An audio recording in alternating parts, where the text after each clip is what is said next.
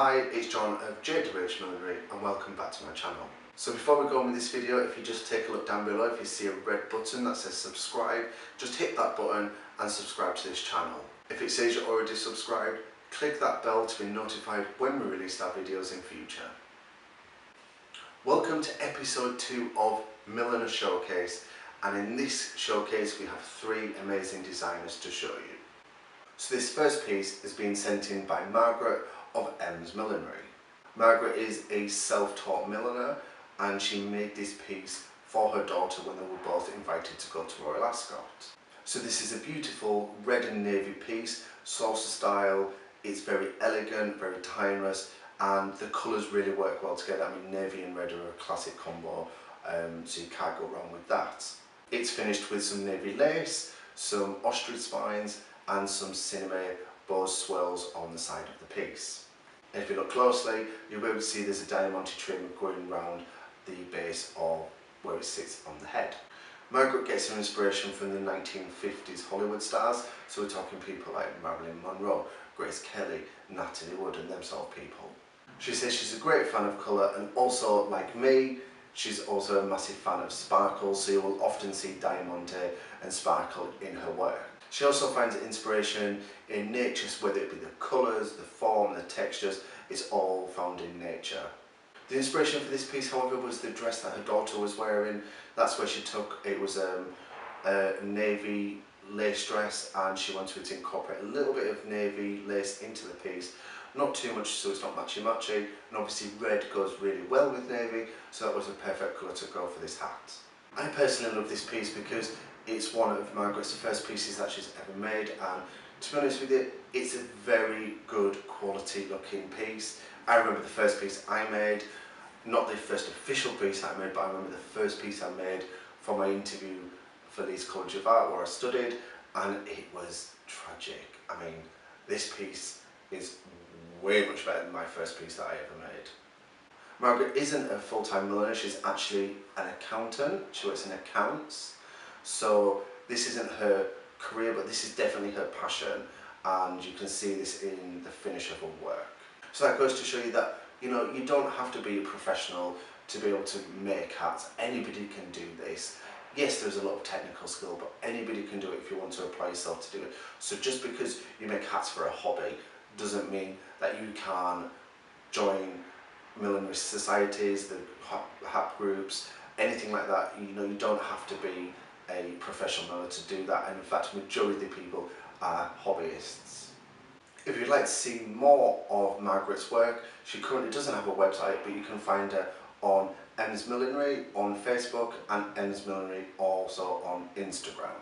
Margaret is also a loyal viewer of this channel, so thank you very much, Margaret. It's an honour and it's a privilege to be able to show everybody this piece. If you watching have a piece that you would like to showcase in this series, make sure you drop me an email to millinershowcase@gmail.com, and hopefully we'll be able to feature you in an upcoming episode. So this next piece is by Michelle of Hatricksbymichelle. So this is another beautiful piece, and this is actually something that a lot of my viewers have been asking me to show them how to make, and this is a percher hat. So this is a beautiful lilac percher piece, which from this image you'll be able to see that it is more of a 3D percher, and it sits right at the front of the head. This has been trimmed with ostrich spines which have been curled to elongate the piece, and what appears to be a floral lace attached to the piece, which has been hand painted in the colours of lilac and the lemon colour. And lilac and lemon, I never thought they would go well together, but you can see from this it looks absolutely stunning. So Michelle, like Margaret before, is more of a self-taught milliner, and she made this piece when she was going to the races when she was a student. Now we all know students don't have the loads of money, and we all know that hats can retail for a hell of a lot of money, so she was thinking, how am I going to get a piece to wear to the races and it still looks beautiful? She then spent the weekend making this piece, and you can see it's actually really, really, really stunning. I say stunning way too much, but it's my favourite word of the moment, so you will hear the word stunning very often in this series. While Michelle was at the races, she was asked to enter fashion on the field, and she actually ended up winning the Millinery award. The lady that won the overall competition actually came to Michelle after and said that she should really consider some formal study, and that is where Michelle's journey in millinery began. As a milliner, Michelle is inspired by various different sources, and often these are opposite ends. So for Michelle, it's often strong geometrical shapes and soft feminine details, and you can see from this piece that that is definitely something she's managed to achieve. When I saw this piece on social media, I naturally said to Michelle, please can I feature this in a Milliner Showcase? And from this image here, you'll be able to see how beautiful it just balances on the head. I mean, obviously there's a band and there's some support there, but you know, it just looks like a work of art on somebody's head.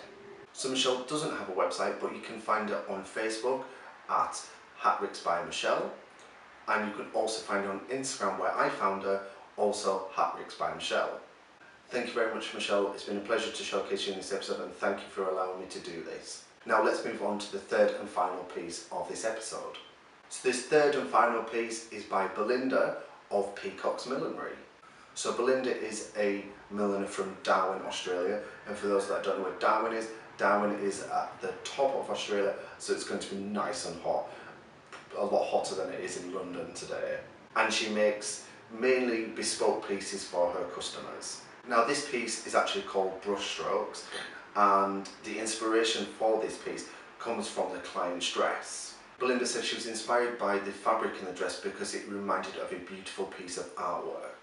She said she wanted to incorporate a feeling of movement or fluidity in the piece, and similar to what somebody feels when they see a brushstrokes on a painting.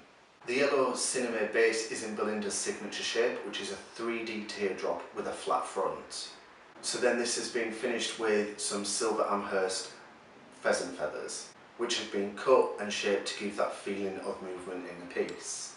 So this piece was worn recently, and you can see an image here, at the Bridge Toyota Ladies' Day luncheon, and as you can see, it looks beautiful with that dress. You can see where the inspirations come from, and it just looks a complete package together. So when I was going through Instagram and I came across Belinda, I was like, I couldn't pick a piece which I wanted to showcase in this video, because there were so many beautiful structural pieces, and there's quite a lot of perches on there, and perches are very popular at the moment.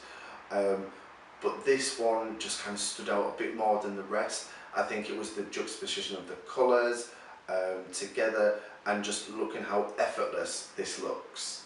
So if you want to see more of Belinda and her work, you can check out her website, peacockmillinery.com. You can also find her on Facebook under Peacock Millinery, and once again on Instagram, Peacock Millinery. Thank you very much, Belinda, for letting me showcase this. I know you've had a busy week this week, so thank you very much. It's very much appreciated, and I look forward to seeing what you're doing in the future. So it's funny that I didn't quite realise this until I was filming, but there seems to be a trend at the moment. So these two colours seem to be very trendy together. So we've got like a bluey purple and some sort of yellow lemon together, and these last two pieces shown here, you can definitely see that these colours work really well together. Now I personally would not have put them together, it's not something that would naturally come to my mind, but you can see from here how beautiful and stunning that these two colours work well together. I mean, one of them is a bit more blue, does have a bit of purple in it as well, but definitely that blue tone and that yellow tone work really well together. So these two, absolutely beautiful pieces. So thank you very much for watching this episode of Milliner Showcase. As usual, if you want to take part in a future episode, drop me an email to millinershowcase@gmail.com with some images, fair few images. The more you give me the better, and maybe one or two of a close-up detail. If you give me your inspiration for the piece, your general inspiration, and a nice little fun fact about yourself, and hopefully we'll be able to show you in a future episode. Like always, make sure you follow me on all my social media. We've got Facebook, Instagram, Twitter and Snapchat, and I still haven't figured out Snapchat, and I say in every single video, Snapchat, and I still don't get it, but all the kids are using it, so you kind of need to be on it, especially if you're some sort of YouTuber person. If you've got this far, Make sure you check me out on Patreon. All the details will be linked down below. Thank you very much to my Patreon supporters so far. I now have 2. Yay! So thank you to both my Patreon supporters. And like I said, all the details to Patreon will be down in the description box below. And there'll be a little thing up here somewhere saying a link to my video why I'm asking for some help with this channel. Thank you very much for watching, and I will see you next week.